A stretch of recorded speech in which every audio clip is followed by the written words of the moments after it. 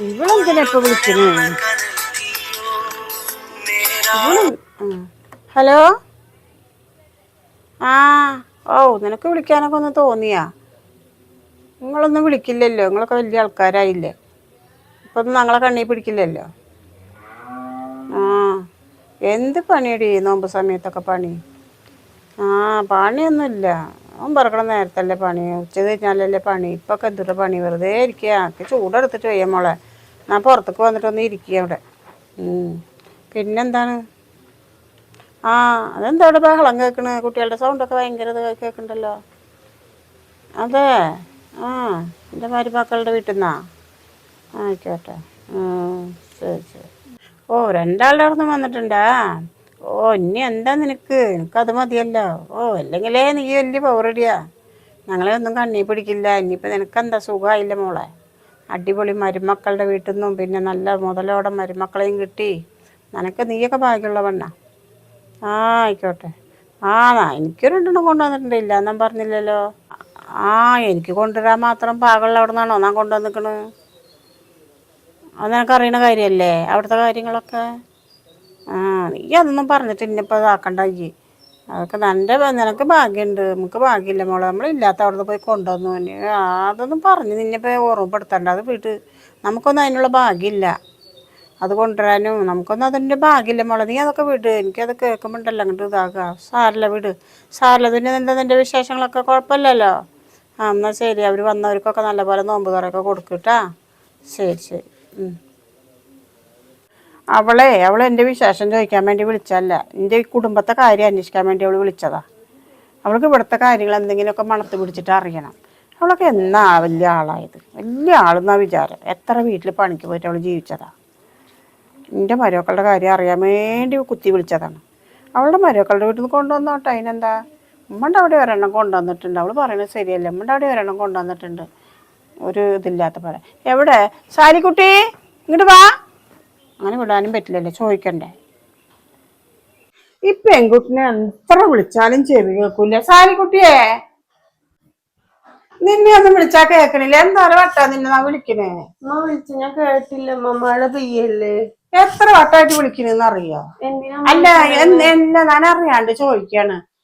ബറാത്ത് കഴിഞ്ഞില്ലേ? നോമ്പ് ഇപ്പൊ ഇത്രയായില്ലേ? എന്താ നിന്റെ വീട്ടുകാരിതൊക്കെ മറന്നാ? കല്യാണം കഴിഞ്ഞ ആദ്യത്തെ കല്യാണം കഴിഞ്ഞതല്ലേ? നോമ്പും പെരുന്നാളും ബറാത്തൊന്നും നിങ്ങളെ നാട്ടിലില്ലേ? ഇതൊന്നും ഒരു ആചാരം ഒന്നുമില്ലേ? ഇങ്ങനെയാണെങ്കിൽ ഇവിടെ പറ്റില്ല കേട്ടാ. കല്യാണം കഴിഞ്ഞിട്ട് ഇപ്പൊ ഒരു കൊല്ലായി. ആദ്യത്തെ നോമ്പും പെരുന്നാളാണ് വരുന്നത്. ബറാത്തിന് കൊണ്ടിരുന്നു വിചാരിച്ചു. ബറാത്ത് കഴിഞ്ഞപ്പോ നോമ്പായി. നോമ്പിലും വന്നില്ല. അടുത്ത ചുറ്റുപാടുള്ളവരൊക്കെ മക്കൾക്ക് മരുമക്കന്മാരുടെ വീട്ടിൽ നിന്നൊക്കെ വരുമ്പോ എനിക്കും ഉണ്ട് ആശ. ഞാനും കൊണ്ടുവന്നിട്ടുണ്ട്. എന്തപ്പോ ഇതൊന്നും അറിയില്ല എന്റെ വീട്ടുകാർക്ക്. നോമ്പ് ബറാത്തിന് വന്നില്ല. ഇപ്പൊ നോമ്പിനെങ്കിലും വരുമ്പോ ഇത്ര ദിവസം കാത്തിരുന്നു. പറഞ്ഞിട്ടുണ്ടായിരുന്നു. കഴിഞ്ഞ ആഴ്ച വരാന്ന് പറഞ്ഞിട്ടുണ്ടായിരുന്നു. കഴിഞ്ഞ ആഴ്ച വരും. ഇനി പെരുന്നാൾക്ക് വന്നാൽ മതി. പെരുന്നാൾ കഴിഞ്ഞിട്ട് പെരുന്നാൾ ഭക്ഷണം കഴിച്ചിട്ട് പോട്ടെ എന്റെ വീട്ടുകാർ വന്നിട്ട്. നമുക്കും എനിക്ക് ആഗ്രഹം ഉണ്ടാവൂല എന്റെ മക്കൾക്ക് പെണ്ണ് കൊണ്ടുവന്നാല് ഇതുപോലെയൊക്കെ അപ്പുറത്തപ്പുറത്തുള്ളവരൊക്കെ കാണുമ്പോ എനിക്ക് കൊതിയുണ്ട്. അതുകൊണ്ട് ഞാൻ പറഞ്ഞു പോയതാ മോളെ. എല്ലാവരും നിന്നെ ഇഷ്ടമല്ലാണ്ടല്ല. മുതലാണെങ്കിൽ ഇല്ല, നാട്ടു നടപ്പാണെങ്കിൽ ഇല്ല, ഒരു മര്യാദയാണെങ്കിൽ ഇല്ല. എന്തപ്പത് അങ്ങനെയൊക്കെ പറയുന്നത്? അവര് വരാന്ന് നിന്നെ കാണാൻ വരണം എന്നൊക്കെ പറയുന്നുണ്ട്. എന്നെ കാണാൻ വരുന്നത് ഇപ്പൊ പെരുന്നാൾ കഴിഞ്ഞിട്ടാ? ഇനിയിപ്പൊ ഇത്രയായില്ലേ? ഇനി എപ്പോഴും വരാനാ? നല്ല സൂത്രം പഠിച്ചാലോ നിന്റെ വീട്ടുകാര്. അതെ, തരാനുള്ള ബാക്കി മുതല് തരാന്ന് പറഞ്ഞിട്ട് പോലും ഇതുവരെ തന്നിട്ടില്ല എന്റെ വീട്ടുകാര്. അത് ഞാൻ ഇതുവരെ ചോദിച്ചിട്ടുണ്ടാ? നന്നോട് പോലും ഞാൻ പറഞ്ഞിട്ടുണ്ട് പോയി മേടിച്ചോണ്ട് പോവാന്ന് പറഞ്ഞിട്ട്. വീട്ടിലത്തെ വിഷമങ്ങള് കണ്ടിട്ടല്ലേ? ശരി, അവര് വിടുമ്പോ അവരുടെ മോൾക്ക് കൊടുത്തോട്ടെ എന്ന് വെച്ചിട്ട് മിണ്ടാണ്ടിരിക്കണ്. നാട്ടിലെ ആചാരങ്ങളില്ലേ? നോമ്പായാലും ബറാത്തായാലും ഓരോന്ന് വിളിക്കാന് അപ്പുറത്തുള്ളവരൊക്കെ മക്കൾക്കും മരുമക്കന്മാരുടെ വീട്ടിൽ നിന്നൊക്കെ വരുമ്പോഴേ എന്താ പറയാ? അവരെന്താ വിചാരിക്കുക? അതൊക്കെ നീയും കൂടി കാണുന്നില്ലേ? അപ്പൊ എന്താ നിന്റെ വീട്ടുകാര് ഇത് ഇങ്ങനെയൊക്കെ കാണിക്കണേ? ബറാത്തിന് വന്നില്ല, നോമ്പ് കഴിയാനായി ഇതാ പെരുന്നാള് വരുന്നത്. എപ്പ വരാനാ? അനിയത്തിക്കും ഇക്കാക്കും ഒന്നും ജോലിയിലും ക്ലാസ്സിലൊന്നും ലീവില്ല. പിന്നെ ഉമ്മ ഇങ്ങോട്ട് വരാന്ന് പറയുമ്പോ ഇത്രയും ദൂരം ബുദ്ധിമുട്ടല്ലേ? അല്ലാണ്ട് ഇപ്പൊ നിന്റെ വീട്ടിൽ നിന്ന് കൊണ്ടുവന്നിട്ട് ഇവിടെ കുടുംബം കഴിയണമെന്നൊന്നും ഇല്ല. അല്ലാത്തിച്ചിട്ട് ഇന്ന് ഞങ്ങൾക്ക് ഉണ്ട്. മോളെ, ഈ കുടുംബത്തിൽ വന്ന് പെട്ടത് മോളുടെ ഭാഗ്യാണ് കേട്ടാ. എന്റെ വീട്ടുകാർ ചെയ്യണതിനെ വല്ല കൊടുഞ്ചൂരി അമ്മായിമ്മമാരും നാത്തോന്മാരും ഉള്ളടക്കി പെട്ടിട്ടുണ്ടെങ്കിലല്ല മോളിപ്പോ കുടുംബത്തിൽ ചെന്ന് നിൽക്കുന്നുണ്ടാവും. അതെ, നല്ല പോലെയാണെങ്കിൽ നല്ല പോലെ, അല്ലെങ്കിൽ ഉണ്ടല്ലോ ഈ ഉമ്മാന്റെ സ്വഭാവം നീ അറിയും. ഞാൻ കാണിക്കാത്തതാണ്, കാണിക്കണ്ടെന്ന് വെച്ചിട്ടാണ് കേട്ടാ. ക്ഷമിക്കണതിലൊക്കെ ഒരു ഇതുണ്ട്. എനിക്കും പല ആഗ്രഹങ്ങളൊക്കെ ഉണ്ട്. അല്ലാണ്ട് നിങ്ങളെ വീട്ടിൽ നിന്ന് കൊണ്ടുവന്നത് എനിക്ക് വാങ്ങിച്ച് കഴിക്കണം എന്നുള്ള പൂതി കൊണ്ടല്ല. നാട്ടിൽ ഓരോ ആചാരങ്ങളുണ്ട്. എന്തിനാ ബറാത്ത് നോമ്പൊക്കെ ആയാല് കാണാനും നോക്കാനും ഒക്കെ വരുന്നത്. അതുപോലെ ഇത്ര നേരമായിട്ട് വന്നിട്ടുണ്ട്. ആദ്യത്തെ പെരുന്നാളും നോമ്പല്ലേ. അപ്പൊ അതാണ് കേട്ടാ. അല്ലാണ്ട് നിനക്ക് വിഷമം വരാൻ മാത്രം ഞാൻ ഇതുവരെ ഒന്നും പറഞ്ഞിട്ടില്ല. എന്റെ വീട്ടുകാർ കാണിക്കുന്നതാണെന്ന് എന്നോട് ഞാൻ പറഞ്ഞത് കേട്ടാ. ഓരോ വീട്ടിലും മക്കളെ കൊടുത്തിട്ടുണ്ടെങ്കിൽ നമ്മൾ അങ്ങോട്ട് പോകണം, മക്കളെ എടുത്തിട്ടുണ്ടെങ്കിൽ അവർ ഇങ്ങോട്ട് വരണം. അതന്നെ ഞാൻ പറഞ്ഞിട്ടുള്ളൂ. അല്ലാണ്ട് നിന്നെ ഞാൻ കുത്തിക്കാട്ടിയതല്ല കേട്ടാ. ഇനി ഞാൻ പറഞ്ഞെന്ന് പറഞ്ഞിട്ട് നീ മോന്ത കയറ്റി പിടിച്ചിട്ട് ഇരിക്കും വേണ്ട നീ.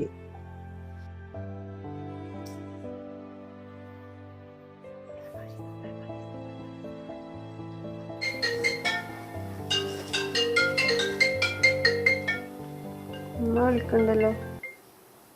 അസ്സലാമലൈക്കും. എന്തായി മോളെ പണികളൊക്കെ, നോമ്പറക്കലൊക്കെ എന്തായി? വലൈക്കും സലാം. ഇവിടെ ഇരിക്കുന്നമ്മ. പണികളൊന്നും തുടങ്ങിയിട്ടില്ല. നോമ്പ് തുറക്കാൻ സമയമാവണില്ലേ അമ്മ. എന്തെങ്കിലുമൊക്കെ ഉണ്ടാക്കണം എന്ന് പറഞ്ഞിട്ട് നിൽക്കുന്നുണ്ട് ഞാനിവിടെ. മോളുടെ സൗണ്ടിനൊക്കെ ഒരു വ്യത്യാസം പോലെ തോന്നുന്നുണ്ടല്ലോ. എന്താ പറ്റി മോൾക്ക്? കുഴപ്പമൊന്നുമില്ലമ്മ. ചെറിയൊരു തലവേദന ഉണ്ട്. അതല്ലമ്മ ഞാൻ ചോദിക്കണമെന്ന് വെച്ചിട്ടിരിക്കുന്നു. നിങ്ങളെന്നാ വരുന്നു ഇങ്ങോട്ട്? മോളെ പെട്ടെന്ന് അങ്ങോട്ട് വിളിക്കണേ. മോളുടെ സൗണ്ടൊക്കെ ഒരു വ്യത്യാസം ഉണ്ടാ. എന്താ മോളെ, അമ്മായി മോനൊന്നും പറഞ്ഞാ ഞങ്ങൾ വരാത്തത് കൊണ്ട്? അല്ല, ഞാൻ ചോദിച്ചു എന്നുള്ളു. നിങ്ങളല്ലേ കഴിഞ്ഞ ആഴ്ച വരാ പറഞ്ഞിട്ട് ഈ നേരം വരെയും വന്നില്ല. ഇനി ഈ ആഴ്ചയെങ്കിലും ഇങ്ങോട്ട് വരുമോ നിന്നെ കാണാൻ? എപ്പോഴാ വരാന്നെങ്കിലും ഒന്ന് പറയേ. അതൊക്കെ എന്തിനാ അമ്മ ചോദിക്കുന്നു? ഈ നേരം വരെ ഇപ്പൊ ഉമ്മ നിന്നിട്ട് കുറെ ചീത്ത പറഞ്ഞിട്ട് പോയി. നിങ്ങളുടെ വീട്ടുകാർക്കും മര്യാദ അറിയില്ലേ, ചടങ്ങുകൾ അറിയില്ലേ, എന്തൊക്കെയോ പറഞ്ഞിട്ട് പോയി. അതൊക്കെ കേട്ടപ്പോൾ ഭയങ്കര വിഷമായി. അതൊക്കെ ഇങ്ങനെ ആലോചിച്ചിട്ട് നിൽക്കുന്നു. അപ്പോഴാണ് ഉമ്മ വിളിച്ചത്. ആഹാ, നിന്റെ അമ്മായിമ്മ വീണ്ടും ഓരോന്ന് കുത്തിപ്പൊന്തി ചോദിക്കാൻ തുടങ്ങിയാ? നിങ്ങൾ തുടങ്ങിയോന്നൊന്നും ചോദിക്കണ്ട. ഇവിടുത്തെ ഉമ്മ പറയണേലും കാര്യമില്ല. നിങ്ങൾ കാരണമല്ലേ ഇപ്പം എനിക്കതൊക്കെ കേൾക്കേണ്ട ഒരവസ്ഥ വരുന്നത്. ഉമ്മ കറക്റ്റായിട്ട് ബറാത്തിനൊക്കെ ഒന്ന് വന്ന് കണ്ടിട്ടുണ്ടെങ്കിൽ അതൊക്കെ തന്നെയല്ലേ എല്ലായിടത്തും നടക്കുന്നത്. അന്ന് കണ്ടിട്ടുണ്ടെങ്കിൽ ഇപ്പം എനിക്കിതൊക്കെ കേൾക്കേണ്ട ഒരു ആവശ്യം വരുന്നുണ്ടോ? എന്ത് ചെയ്യുക, കല്യാണം കഴിഞ്ഞതോടെ നിങ്ങളുടെ കടമകളൊക്കെ കഴിഞ്ഞല്ലോ. അങ്ങനെയല്ലേ ഇപ്പം നിങ്ങളെ വിചാരങ്ങളൊക്കെ. ഇവിടെ അപ്പുറത്തും ഇപ്പുറത്തും വീട്ടിലത്തെ താത്തമാർക്കൊക്കെ കല്യാണം കഴിഞ്ഞ് 8 10 കൊല്ലമായി എന്ന് പറഞ്ഞിട്ട് അതിനെ വെച്ചിട്ടൊക്കെ ഉമ്മ പറയുന്നുണ്ട്. എന്ത് ചെയ്യുക, ആദ്യത്തെ പെരുന്നാളായിട്ട് പോലും നിങ്ങൾ ഈ നേരം വരെ എത്തിയിട്ടില്ലല്ലോ. നിങ്ങൾ കടമ കഴിഞ്ഞ പോലെ ഇരിക്കുകയല്ലേ. ഞങ്ങളങ്ങോട്ട് വരുന്നുണ്ട് മോളെ. എനിക്ക് എന്താ ഇങ്ങനെയൊക്കെ പറയണേ? വരാന്ന് പറയാന്നല്ലാണ്ട് എപ്പോഴാമ്മ വരിക? ഉമ്മ അത്രയും നേരം നിന്ന് ചീത്ത പറയുമ്പോൾ എനിക്ക് ഒന്നും തിരിച്ച് പറയാനുള്ളൊരു മറുപടി കിട്ടണില്ല, അറിയോ?